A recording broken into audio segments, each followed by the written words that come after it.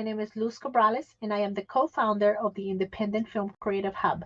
Today, we have a very special episode where we will be spotlighting three artists that are going to be showcasing at the Scranton Fringe Festival: Tierney Joyce, Maureen Mcguigan, and Sprowls. We're very excited to be speaking with them about their journey as artists and just what it means for them to be artists, and also sharing that with the audience. I'm also going to show you a couple pictures, some videos, and things so you can get an idea of what they'll be doing.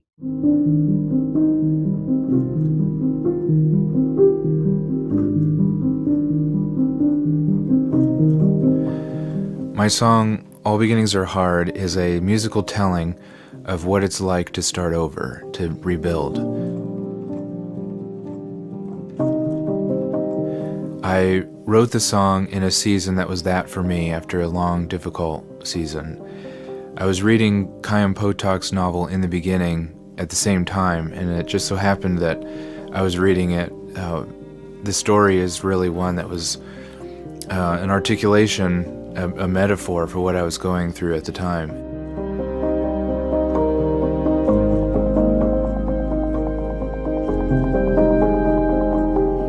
So this story is about my brother and my new sister-in-law, Andrea's wedding.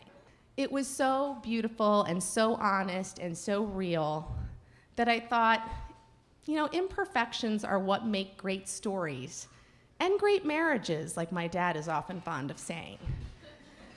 So when I thought of that, for the rest of the reception, after it was all over, I pulled off my wrap and I stood with pride with my pins popping open and my zipper broken, and I celebrated the important things in life, which is the marriage of two people who are made for each other. So thank you very much.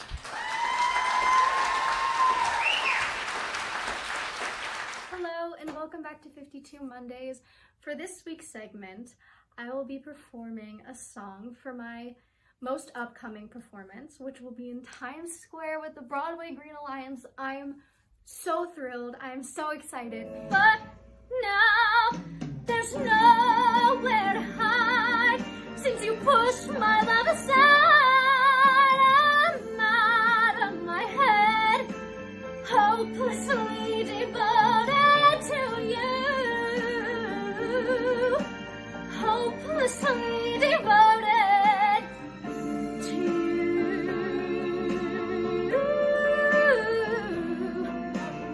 This is brave, this is bruised, this is who I'm meant to be. This is me, look out, 'cause here I come, and I'm marching on to the beat I drum. I'm not scared to be seen, I make no apologies. This is me, I'm still waiting, they're out living happily ever after. Better get here, I want love in seconds flat. No one needs these middle bits. Oops, did I do that? Cut the villains, cut the vamping, cut this fairy tale, cut the peril and the pitfalls, cut the puppet and the whale, cut the monsters, cut the curses, keep the intro, cut the verses, and the waiting, the waiting, the waiting, the waiting, the waiting. Thank you so much for watching, and I hope to see you next week. I'm very, very excited that you're all here today because you all have a very unique artistic style. And I want to talk a little bit about that and just sort of how it really empowers artists around here. Maureen Mcguigan here, she is an advocate for the arts, and she does a lot of things in the arts around this area. But today she's here as an artist. So she's going to show us a little bit more of her side on that. In Zach, I've known Zach for a little bit of time, but when I met him, he is a talented musician. And when I mean talent, he has a lot of talent. He's going to show us a little bit more about that side and just what it is, what kind of brought him to this area and to do that. And Tierney, I know Tierney for quite a bit, more on the performance side as actress, but today she is a talented performer. She does a lot of theater and musical performance, and today she's going to talk to us about her show that she's going to do at the Scranton Fringe Festival. So we're going to start with Maureen right at the top. And just again, Maureen, thank you so much for coming today and taking this evening during the week, out of your busy schedule to just talk to us about you as an artist. I just want to thank you for putting this together, Luz, on a Monday evening. So we really appreciate your press and support of the art. You're very supportive of the arts in this area. So thank you. Yeah, it's interesting to be on the other side talking about the art. I am by day a arts administrator. So we're lucky in Lackawanna County we can fund artists. I know Zach and Tierney has been part of our programs before. So I feel lucky, but a lot of people may not know that I start out life as a poet. Well, I grew up with poetry in my household, and that was always my first love. My dad was an English teacher. My parents were very supportive of the arts. So writing has always been a big part of my life, going through high school, keeping journals, doing poetry, then branching out a little more into theater. When I moved to San Diego after college, and then I got an MFA in creative writing, focused on playwriting, but always dipped in several genres. So when I moved back to the area about 20 years ago, I was, Scranton. One of the reasons I stayed is you were starting to see a lot of arts happen more. I mean, there'd always been an arts present, but like I started doing stuff at the AFA Gallery. There was a real energy behind, trying to start more arts, and did some theater and did a couple documentaries. So worked as a poet in residence for the NEIU 19, where I go into classrooms, a poet and playwright, teach kids. So I feel in some ways that's really benefited my work now, because as much as I'm an administrator and a grant maker, I know what it's like to be on the other side and be an artist. So I don't know, a number of years have passed since I've done anything solely creative for myself.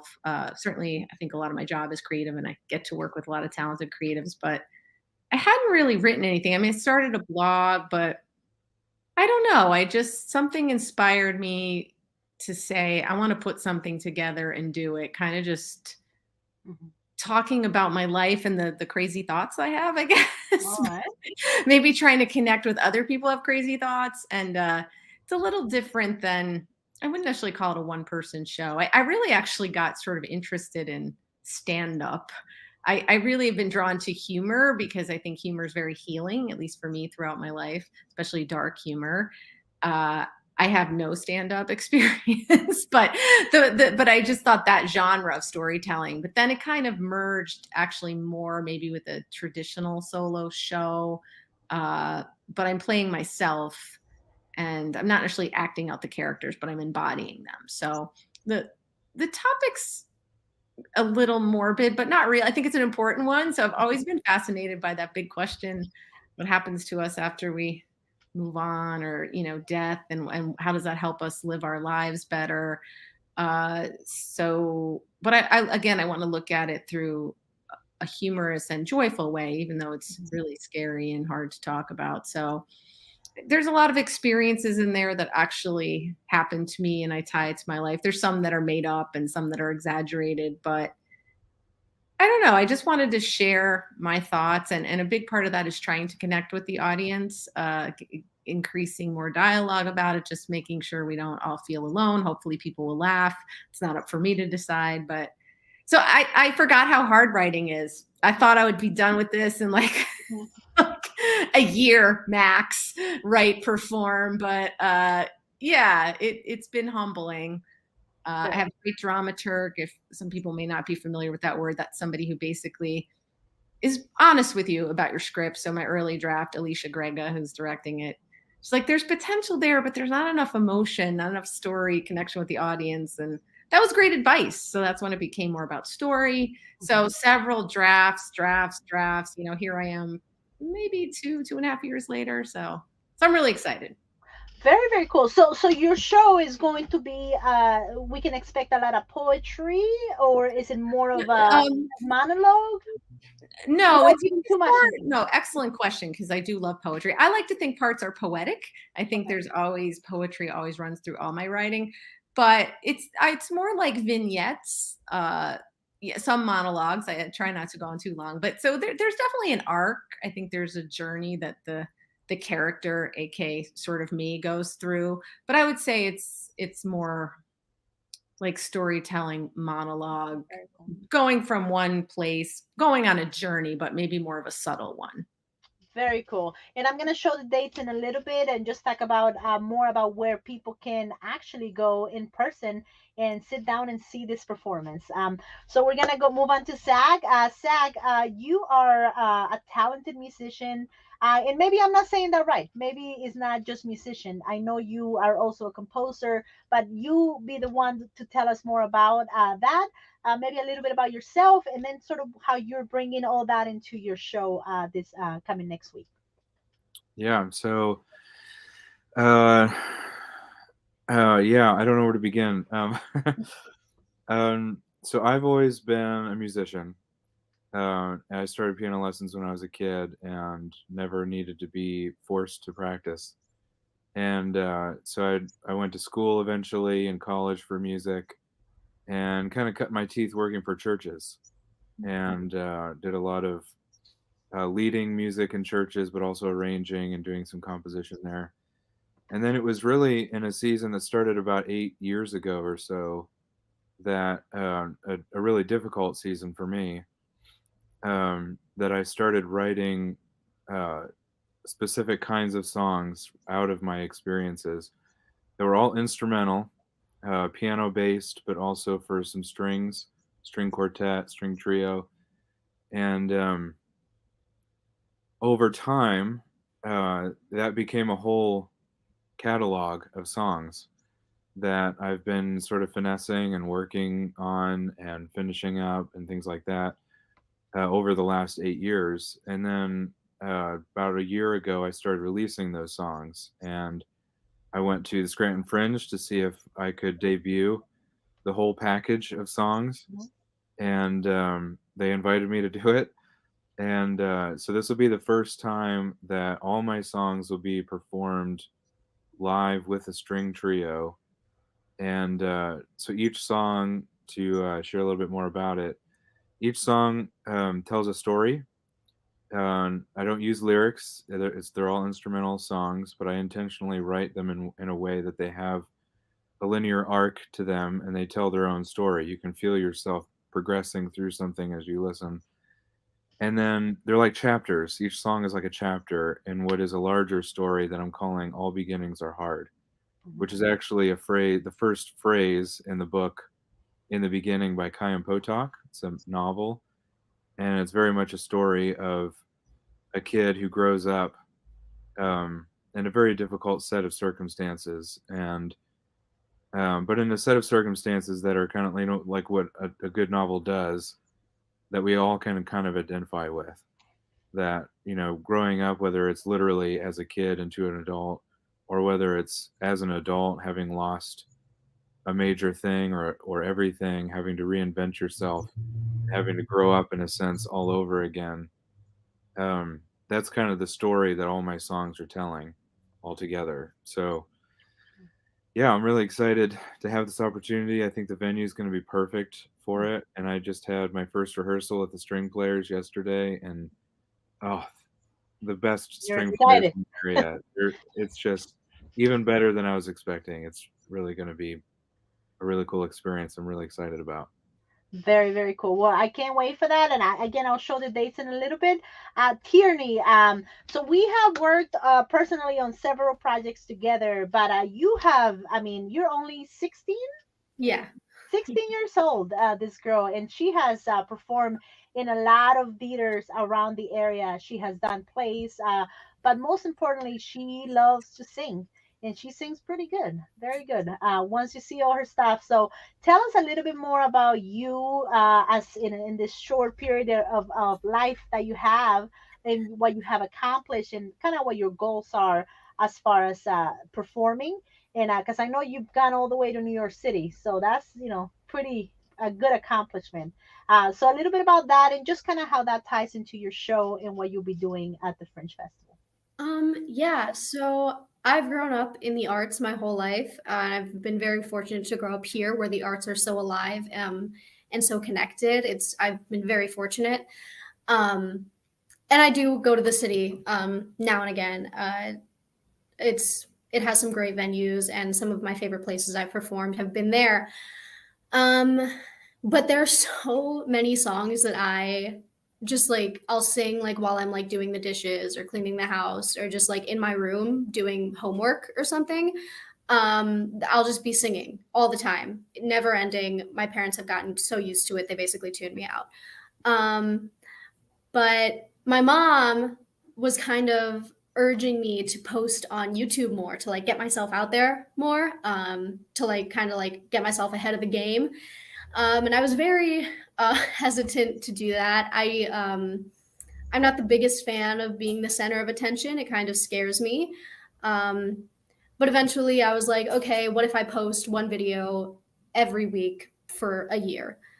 And that's how we came up with 52 Mondays. There's 52 Mondays in a year.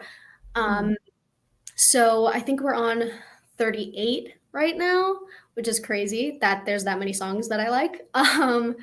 But when we saw the Fringe was having the festival again this year, which I've been in the Fringe Festival multiple times before this, my mom was like, oh, what if we do a cabaret? Just you. And that is like huge nightmare, like terrifying for me. But she got some of my friends to talk me into it and some of my mentors to talk me into it. And just knowing that so many people in my life have that much faith in me, and would sit through just an hour of me singing, kind of pushed me over the edge. And so I applied to the Fringe, not knowing if they would accept it. And they did, and they were just so kind about it. It was really, really heartwarming. So I'm really excited, but I'm also really, really scared. And I have Stephen Murphy accompanying me and playing piano. He's amazing. I just worked with him at the Scranton Shakespeare Festival. So that's how I found him. And I have LaToya Martin singing with me for one of the songs, and my sister Chloe singing with me for one of the songs, which is I Know It's Today from Shrek the Musical, which I actually performed with my sister in Times Square with the Broadway Green Alliance. So it's just a lot of like good, I don't know, just a lot of good stuff coming together, a lot of good people coming together. And as much as I hope people will come out and see it, I'm not really doing it for anyone anymore. I'm kind of just doing it to have fun and to say I did it at 16 years old. So it's all a little scary, but I'm very excited. No, and that makes a lot of sense, and it kind of that's really good because that's gonna tie into my next question for everyone. Just sort of like, just how Tierney said that, like you're putting yourself out there, right? You have your professional life, but you also have your artistic side. How do you deal with just putting that out there because it's a little bit more personal, right? Being an artist is very personal rather than commercial. So when you do that, Maureen, like just for you specifically as well, just because how do you put that aside from your professional part and giving yourself out there as your art, for on a show that you're kind of vulnerable, right? Because now you're showing a different side. How do you deal with That's that? a great question. And Tierney, I'm scared too. I wish I had another 3 months. But if it was 3 months, I'd be like, I wish I had another 3 months. So no, Luz, I think a lot about that. This show's very personal. And like I said, it deals with some heavy issues, mental health struggles. So yeah, this is probably in some ways some sides of me that people aren't familiar with and some difficult topics, but I don't know. Again, I think we're all vulnerable. And I think when other people put themselves out there, we can find that connection. I feel like I'm okay sharing these sides of myself. It's authentic.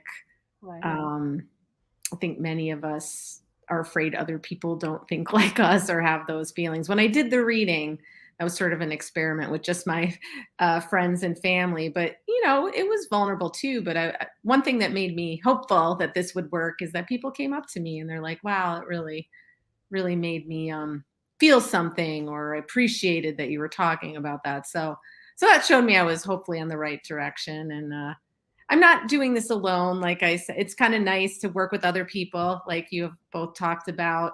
I have my friend and director, Alicia, and we're also going to add projection. So she's helping me get, and then I have a local musician, Jason Smeltzer, who I'm very grateful has just really wanted to be a part of it. So I think having that support is also very nice too, when you're putting yourself out there. Right, right, because you have that collaboration from the people that you trust and that Mhm. you know they're there. And kind of like Tierney said, at this point, like I kind of just want to do it for me. Yeah. People come, if people come, I mean, they'll get the best out of it. But if people don't come, then they don't. But you got it. So that's a really good point, especially for artists out there that are really trying to think of if they want to do something, and that's Mhm. always hard. And it brings us back to all beginnings are hard. So it kind of goes with Zach, your theme of now you're trying to bring maybe all this stuff that was there before, but putting it all together into one. How do you deal with that part of yourself as an artist? Um, ask me in a few years when maybe I've figured it out. uh, yeah, I don't know. I think good art fundamentally is honest, and I think a good artist makes something and then presents it in a way that is honest and that is true and that tells the truth about something. Um, and that's really hard to do. I remember the first time I performed any of these songs in front of people was just before the pandemic. There's a little like house concert thing that I was a part of, and I performed a few of the songs, and I was terrified. And because it was the first time that I was basically letting people in on something that I'd never let people in on before. And so I think, after that, it's always been easy. The first time was the hardest. But I look at the artists out there that do that so well, and I find it so compelling. And I don't view them as like, oh, that's so embarrassing that they're sharing something so personal, or It's true. how weird are they that they struggle with that, or I never look at them that way. I only look at myself that way. And so that kind of perspective, I think, helps a lot. Um, you only really reach people when you're being honest about yourself and about the way the world is. And I think when you start to get a taste of like doing that and seeing how it affects people, then that really helps. That heals a lot of the fear, I think.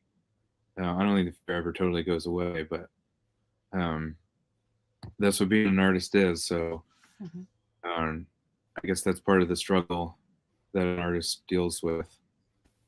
So No, and that makes sense. And how you say, ask me in a few years. It's true because like Maureen says, maybe in 3 months I'll say I need 3 more months, but then in 3 months you're gonna be like I need 3 more months. So just doing it and putting yourself out there, I mean, does say a lot about you as an artist, and it's great for people that are listening to this podcast and just saying, I want to start something, but I don't know where. We obviously know around this area, like Tierney says, we do have a lot of artists that are doing the same thing. They're trying to collaborate. And just the idea that your shows, all of you are collaborating with other artists. And I mean, that's really what it's all about as well, because I think that we as artists sometimes need that, constructed criticism. Someone telling us, well, that kind of works, but it doesn't work for this. So that will be my last question, just before I put all the dates and just where people can come and enjoy these shows. How do you deal with the collaboration part of it, and also you're sharing your work with other people and just finding the right crowd to really see your vision, so you can put it out there as well. I think that's a major one for artists, that sometimes we don't know how to work well with others, but sometimes we need it. So I'll start with whoever wants to take that on. Well, sorry. Did anybody else? I know we're good. I think for me, I've always loved collaboration because I think it helps you see in a different way than maybe you are. Like, I love when people give me insight and make me think and expand my view. And that's what's been great about writing this piece, as I don't even really consider it mine. It's as much as Alicia and Jason's and the audiences, because they're, when you're doing a live performance, they are part of it. Without them, it wouldn't really be a performance. So I think I love the brainstorming process. You may write a draft, but then, you get together with your collaborators and you really delve into it, and somebody might mention an idea that you hadn't thought of. And yeah, I'm very open to critique and changing it, because I think that makes it better. I just feel like it's almost like a collective brain, if that makes sense. And I mean, of course, sometimes if you don't want to change something, that's your right as the creator. But I often find a lot of times it's much, much better. And I appreciate that honest feedback. I actually have an anecdote that pertains to Maureen about this. Oh boy. So when Maureen, when you and I met for the first time at Black Watch Cafe, we ran into Joy Zavada. Oh, right. So Scranton art scene. Yeah. Yeah.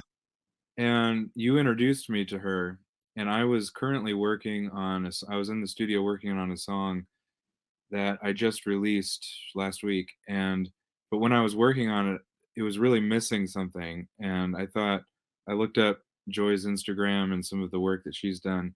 And I thought, I think her sensibilities would be perfect for this song.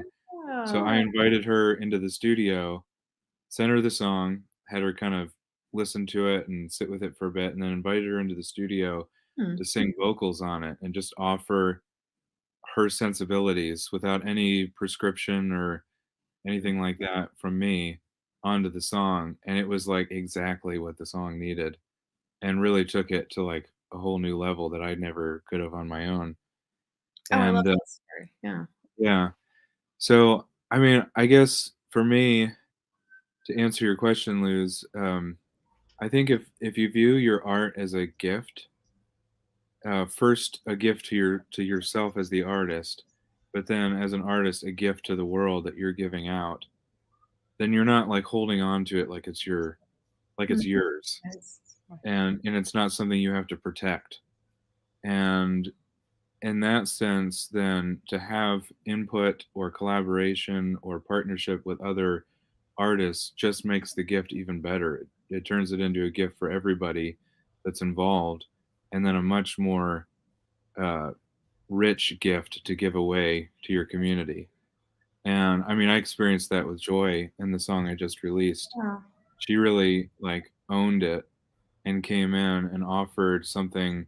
She offered all of herself to that moment, and something that I never could have offered. I'm not Joy. I don't sing like her. I don't think like her. I don't have her artistic talents. And it turned into something so much better than it was before. So to me, that's kind of like a big piece of that, is just viewing it as a gift. That was beautifully said. And it reminded me in my piece, Jason Smeltzer said, "We need a gong here."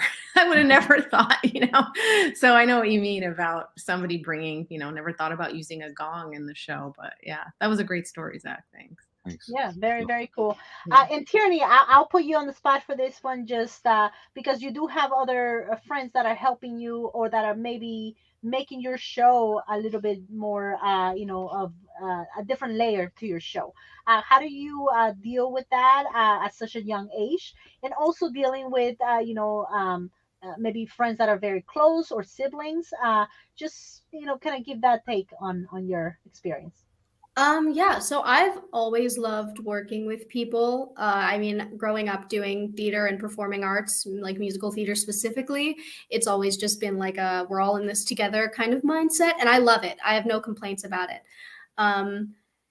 And with this, the only person I'm working with that's relatively close to my age is my sister, and I'm okay with that. I love working with my sister. I love my sister dearly.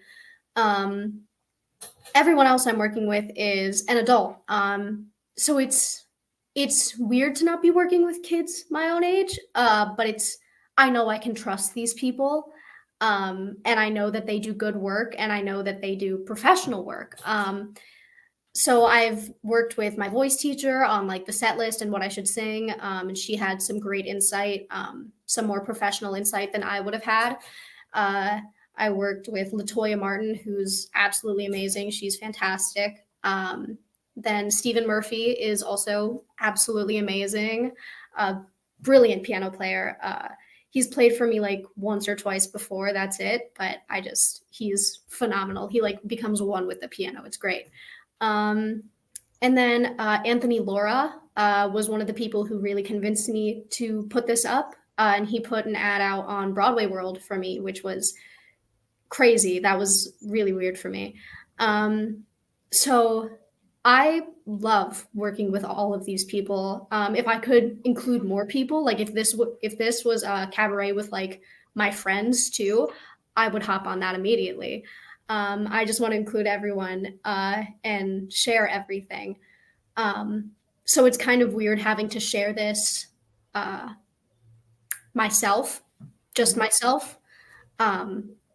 But as much as I am the only one technically performing, I have so many people behind me who are helping me so much. So I'm not doing it alone at the end of the day. I'm not. And I'm very happy about that. And I'm just very grateful for all of these people. So it's 52 Mondays, the cabaret, September 30th at 3 p.m., September 30th at 7 p.m., and then October 1st at 3 p.m. And you can go to the Scranton Fringe website and be able to buy those tickets because they're selling fast. I think you're going to get a lot of people. I'm definitely going to be there, supporting you, and hopefully a few friends of mine. So thank you so much for sharing that. Thank you so much for having me. Not a problem. So Maureen, your show is going to be... It's Remember You Must Die, and I did add a tagline of comedy. It is at the Scranton Cultural Center in the Junior Ballroom. Oh, great. And the dates that we have here, October 5th, 8:30 p.m., October 6th, 8:30 p.m., October 7th at 4 p.m., and October 7th at 8:30 p.m. I can't wait to see it.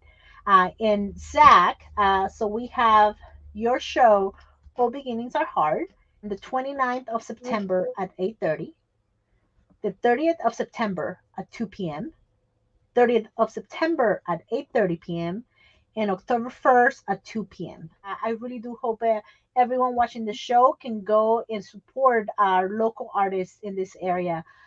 Without the support, really, that's all we have, right? We have other artists in audience, and this is why we do things, and they're putting themselves out there for them, for you, and just for the love of art. So if you can make it, please do. If you want to learn more about the festival itself, Scranton Fringe Festival is scrantonfringe.org, where you'll be able to see the program. You'll be able to see other artists as well that are in the show, and you can see sort of the variation that they have.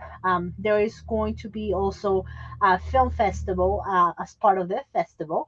So if you're into filmmaking, which you should, you'll be able to see some performances there as well, some good films. I want to thank all these artists for coming here and just making this happen. I think everyone that's watching, they're going to get something out of this, and hopefully it's motivation. Hopefully it's something for them to put themselves out there. So thank you so much. I hope you all have a great night. And again, for those out there, you can follow us on Facebook, or you can go to ourcreativehub.com, where you can find more about how to become a member and be part of this community, where we can make sure that we're all connected, whether it's filmmaking, music, or painting, arts and crafts, anything that's art related. That's why we're here. So thank you again. We'll see you next time. Thank you so much. Thank you so much. Do this.